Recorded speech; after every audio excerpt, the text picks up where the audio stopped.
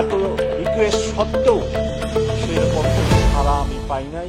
সড়ক নিরাপত্তা নিয়ে শিক্ষার্থীদের মধ্যে সচেতনতা বাড়াতে আয়োজিত রোড সেফটি পোস্টার ও স্লোগান কন্টেস্ট 2025-এর পুরস্কার বিতরণ অনুষ্ঠিত হয়েছে।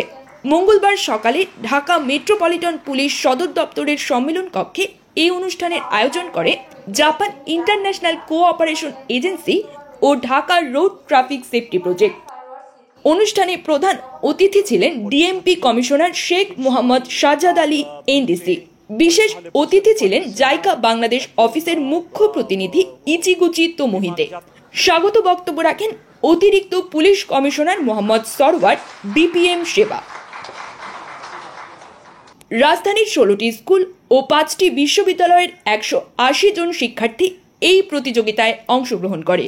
তাদের মধ্য থেকে নির্বাচিত 10টি পোস্টার ও 10টি স্লোগানকে পুরস্কৃত করা হয়। এছাড়া অন্যান্য অংশগ্রহণকারীদের মাঝে বিশেষ পুরস্কার ও সনদপত্র প্রদান করা হয়। বিজয়ীদের হাতে পুরস্কার তুলে দেন আমন্ত্রিত অতিথিরা। অনুষ্ঠানে ডিএমপি কমিশনার বলেন, সড়ক দুর্ঘটনার প্রধান কারণ ট্রাফিক আইন সম্পর্কে সচেতনতার অভাব। ডিআরএসপির মাধ্যমে আমরা শিক্ষার্থীদের সচেতন করছি। তারা সচেতন হলে সমাজে ট্রাফিক নিরাপত্তা নিয়ে ইতিবাচক প্রভাব ফেলবে। তিনি আরও বলেন, আইন নিজের হাতে তুলে নেওয়ার অধিকার কারও নেই।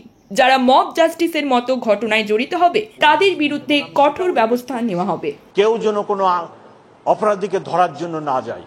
আপনারা আমাদেরকে খবর দেন, আমরা যাব, আমরা ধরব, আমরা তাদের বিরুদ্ধে আইনগত ব্যবস্থা নেব। আমরা কেউ আইন হাতে তুলে নেওয়ার অধিকার রাখি না। এটা পুলিশের দায়িত্ব, পুলিশ ব্যবস্থা নিবে। আমরা যদি ব্যবস্থা না নিই, আমার যেসব ব্যবস্থা নিবে না, আমি তাদের বিরুদ্ধে শাস্তিমূলক ব্যবস্থা নিব। কিন্তু কেউ যেন আইন হাতে তুলে না নেন। অনুষ্ঠান সঞ্চালনায় ছিলেন ডিএমপির মিডিয়া অ্যান্ড পাবলিক রিলেশনস বিভাগের অতিরিক্ত উপ পুলিশ কমিশনার নাসরিন সুলতানা। অনুষ্ঠানে আরও উপস্থিত ছিলেন ডিআরএসপির প্রজেক্ট ফর্মুলেশন অ্যাডভাইজার শোকো সাকোমা, জাইকার বিভিন্ন প্রতিনিধি, শিক্ষার্থীদের অভিভাবক এবং পুলিশ কর্মকর্তারা। 2022 সালের মার্চ থেকে ডিএমপি ও জাইকার যৌথ উদ্যোগে 3 বছরের জন্য Dhaka road traffic safety project চালু হয়। প্রকল্পের লক্ষ্য হল ঢাকা মহানগরের ট্রাফিক নিরাপত্তা ব্যবস্থা জোরদার করা।